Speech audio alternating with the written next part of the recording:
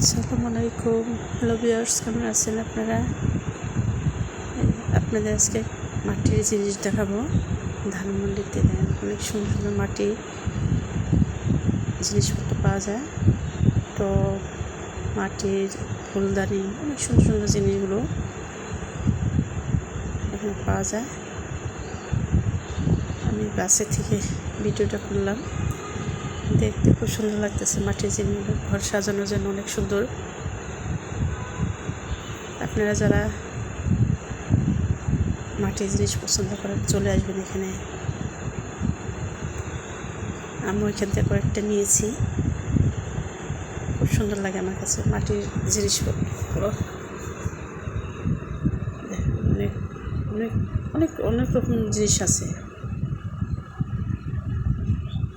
ভালো লাগে। ভালো থাকবেন, সুস্থ থাকবেন।